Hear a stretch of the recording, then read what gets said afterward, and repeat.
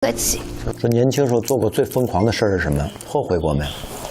年轻的时候，年轻的时候，就以前做过最疯狂的事儿。哎，我做过最疯狂的事，不是年轻的时候，是我40岁那年去上了女儿们的恋爱。哦，我在节目上谈了恋爱，对，这是挺疯狂的。全国观众都见证我在谈恋爱，然后我还在微博上公布我的恋情。关键谈的还很好，结果很好。谈了，然后我就竟然跟节目上的对象结婚了，你说疯不疯狂？还挺太疯狂了吧？还蛮猛的，是你的风格，是我的风格。然后现在更疯狂的是，还带老公来上节目了。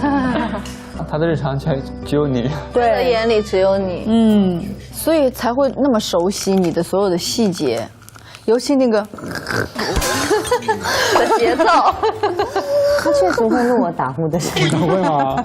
他录给我听，以他的方式说，就是这么甜美的睡相之外，发出了恐龙般的声音，就是这样，然后发出个，他就觉得太奇怪，他就录下来，他就发现怎么睡到一半我会就是停止。然后他就测我的呼吸，就发现我呼吸是停掉的，然后他再推我，我才会继续呼吸。对，但是我打呼其实就是我有那个睡眠呼吸中止症。他不打吗？他不打，而且我这个东西是已经跟了我43年。我今年开了刀，我是跟他结婚之后我才知道，要不然我一辈子都不知道我有这个毛病。1个小时可以停，好像停25次，然后每一次是停1分钟以上，这是一种病。然后我才去检查，然后医生说这个叫做睡眠呼吸中止症，所以做手术了。对，做手术，因为我睡觉的时候喉咙会塌陷。哦，可是这个不会睡过去啦，就是说你停掉之后，你的大脑就会想办法把你叫醒，所以你才会又勾起来。跟睡姿有关系吗？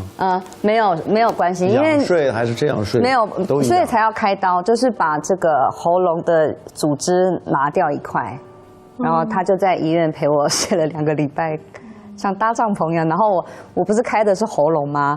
他就在旁边就搭了一个床，然后每天在点外卖给我看，因为我就开的不能吃东西，他就照餐点外卖，我就看着他说他今天点什么，就说啊你好辛苦啊，就是他陪伴我这样，然后我就也不能说话，我就哎，这就证明身边真的要有一个人。你想，对啊如果是单身的话，就不知道自己没有枕边人的话，就是这样子的发现不了。我觉得我做的最疯狂的事儿，答应跟我老公在一起。哦，这也可以算一个。对不能算。因为是那个时候遇到他之前，我其实挺不敢去恋爱或者什么的，所以说他来老跟我发信息之后，我第一反应就是得躲着点儿，有点害怕，我就挺退缩的。但是后来有一次我们俩打电话的时候，好像他就是表达的很明显了吧？他说：“哎呀，能处不能处，咱们还能做朋友吗？”我说这个是。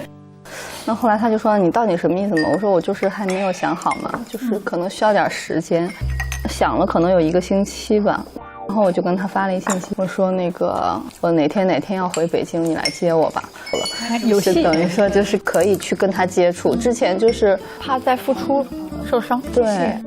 碰到他之前，正好是我最低谷的一个时间，就我勇敢的去给了他这个机会，没想到真的就是遇对人了。我非常感谢我那个时候能做出了一个正确的决定。对。